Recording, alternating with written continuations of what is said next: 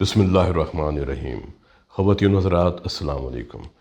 دل کے مریض کو جب بھی کوئی تکلیف ہوتی ہے تو ان کا علاج بہت سوچ سمجھ کے کرنا چاہیے، فیصلہ بہت سوچ سمجھ کے کرنا چاہیے کہ کیا ہم اینجیوپلاسٹی کریں، ہم بائی پاس کریں، اور پورے جسم کا معائنہ کرنے کے بعد ان تمام عوامل کو ہمیں لازمی رول آؤٹ کر لینا چاہیے جن کی وجہ سے اینجیوپلاسٹی کے بعد یا بائی پاس آپریشن کے بعد کوئی پیچیدگی ہو سکتی ہے، کیونکہ اب ہم روزانہ کی بنیادوں پر دیکھنے لگے ہیں کہ اینجیوپلاسٹی کے بعد، سٹینٹ ڈلوانے کے بعد یا بائی پاس آپریشن کے بعد لوگوں میں پیچیدگیاں بہت بڑھتی جا رہی ہیں۔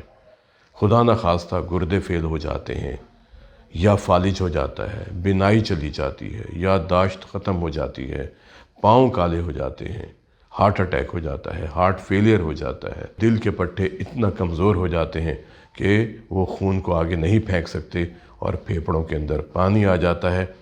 یا بعض اوقات ہم نے بعض مریضوں کو دیکھا کہ جب ان کا بائی پاس آپریشن کیا گیا اس کے بعد وہ ہوش میں ہی نہیں آئے، وینٹیلیٹر پہ چلے گئے اور 6 مہینے وینٹیلیٹر پر گزارنے کے بعد ہی اس دنیا سے رخصت ہو گئے۔ یہ فیصلے اگر بہت آرام سے کر لیے جاتے تو ہو سکتا ہے کہ ان تمام مریضوں کو ان پیچیدگیوں سے بچایا جا سکتا، لیکن کیا ہم نے کبھی یہ سوچا کہ ہم مریض کی زندگی کو بغیر اینجیوپلاسٹی کے بھی بہتر بنا سکتے ہیں، بغیر بائی پاس آپریشن کے بھی بہتر بنا سکتے ہیں، اور یہ سب اسی وقت ممکن ہوگا جب ہم ان وجوہات کو کنٹرول کرنے کے قابل ہو جائیں گے جن کی وجہ سے دل کی نالیاں تنگ ہوئی تھیں۔ میں روزانہ کی بنیاد پر اب ایسے کیسز دیکھتا ہوں جن کا کچھ عرصے پہلے بائی پاس آپریشن ہوا تھا، جن کی اینجیوپلاسٹی ہوئی تھی، جن کو سٹینٹس ڈالے گئے تھے، لیکن اب وہ اس قابل بھی نہیں ہیں کہ وہ 100 یا 200 قدم چل سکیں۔ وہ رات بھر بیٹھے رہتے ہیں، ان کا سانس خراب ہوتا رہتا ہے، ان کو بے چینی ہوتی رہتی ہے۔ ایک صاحب میرے پاس آئے جن کو اس سال جنوری کے آخری ہفتے میں چھاتی میں بوجھ ہو گیا تھا کھانا کھانے کے بعد۔ وہ اپنے فیملی فزیشین کے پاس گئے، انہوں نے کہا مجھے لگتا ہے کہ آپ کو گیس کی تکلیف ہے، آپ نے پیٹ بھر کے کھانا کھا لیا ہوگا، آپ یہ دوائیں کھائیں، یہ معدے کی تیزابیت کی دوائیں ہیں، اس سے آپ بہتر ہو جائیں گے۔ وہ گھر آ گئے، گھر آنے کے بعد انہوں نے ان دواؤں کا استعمال کیا، 2 دن بہتر رہے، تیسرے دن پھر ان کو تکلیف شروع ہو گئی۔ اب وہ ایک مقامی ہسپتال میں چلے گئے جہاں پر ان کی ای سی جی کرنے کے بعد اور ان کے تمام ٹیسٹ کرنے کے بعد انہیں مشورہ دیا گیا کہ آپ کی اینجیوگرافی ہونی چاہیے۔ انہوں نے ڈاکٹرز کو جواب دیا کہ آپ بہتر سمجھتے ہیں، جو آپ کرنا چاہتے ہیں کریں۔ ڈاکٹرز نے ان کی اینجیوگرافی کی اور انہیں کہا کہ آپ کے دل کی 3 نالیاں بند پڑی ہیں اور آپ کا ایمرجنسی بائی پاس آپریشن ہونا چاہیے۔ اگر آپ کا بائی پاس آپریشن نہ ہوا تو آپ کی زندگی کو بہت خطرہ ہے اور آپ ہسپتال سے جا ہی نہیں سکتے، فوراً آپ اپنا آپریشن کروائیں اور اس کے لیے بندوبست کریں۔ اب ایمرجنسی کنڈیشن ایسی کریٹ ہو گئی کہ سب گھر والے پریشان ہو گئے، اور کون چاہتا ہے کہ ان کا پیارا ان سے جدا ہو جائے۔ انہوں نے اپنے گھر والوں سے مشورہ کیا اور ڈاکٹرز کو بائی پاس آپریشن کی اجازت دے دی۔ شام تک ان کا بائی پاس آپریشن ہو گیا اور تقریباً 5 دن کے بعد ان کو ہسپتال سے گھر بھیج دیا گیا۔ جب وہ گھر آئے تو ان کے زخم سے خون آنے لگا۔ اب وہ پھر ہسپتال گئے تو سرجن نے کہا نہیں، ایسا ہو جاتا ہے، آپ ڈریسنگ کروائیں اور آپ کا زخم ٹھیک ہو جائے گا۔ وہ گھر واپس آ گئے۔ گھر آنے کے بعد جب وہ ڈریسنگ کرواتے تو خون آتا۔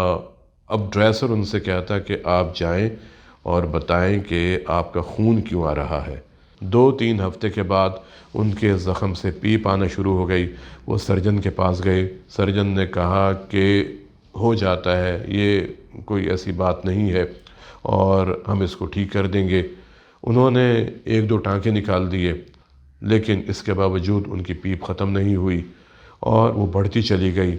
تقریباً 1 مہینے کے بعد ان کا سانس خراب ہونا شروع ہو گیا اور ان کو ایسا محسوس ہوتا تھا کہ جیسے ان کی چھاتی کے اوپر والے حصے میں کوئی چیز دھڑک رہی ہے اور ان کو گھبراہٹ ہوتی تھی اس کے ساتھ۔ جب ان کا سی ٹی اسکین کیا گیا تو معلوم ہوا کہ دل کی جو مین شریان ایورٹا ہے وہ پھول گیا ہے، اینیورزم اسے ہم کہتے ہیں، سیکولر اینیورزم، وہ ہو گیا ہے۔ اس کے بعد جب ان کا مزید ورک اپ ہوا تو پتہ چلا کہ یہ ایک خاص پھپھوندی کی وجہ سے ایسا ہوا ہے۔ لیکن نقصان کیا ہوا تھا کہ اس ایورٹا میں جو بیلون بنا تھا، اینیورزم بنا تھا، وہ دھڑک رہا تھا، وہ بار بار سینے کی درمیانے والی ہڈی کی اندرونی سطح سے ٹکرا رہا تھا، اور بار بار ٹکرانے کی وجہ سے وہ ہڈی کمزور ہو گئی تھی اور وہاں سے بہت زیادہ وہ خستہ ہو گئی تھی۔ اب ایک ہی طریقہ تھا کہ ان کی چھاتی کو دوبارہ کھولا جائے اور اس بیلون کو ریپیئر کیا جائے۔ وہی ہوا، ان کی ریڈو سرجری کی گئی، بیلون کو ریپیئر کیا گیا، لیکن بدقسمتی سے ڈیورنگ بائی پاس کوئی لوتھڑا ان کے دماغ میں گیا، ان کو فالج ہو گیا اور وہ 2 ہفتے وینٹیلیٹر پہ رہے، بے ہوش رہے۔ 2 ہفتے بعد جب وہ ہوش میں آئے تو معلوم ہوا کہ ان کی بائیں سائڈ مکمل طور پہ کام کرنا چھوڑ گئی ہے، ان کے دماغ کے دائیں حصے میں فالج ہو گیا تھا۔ کچھ عرصہ ہسپتال میں رکھنے کے بعد ان کو چھٹی دے دی گئی۔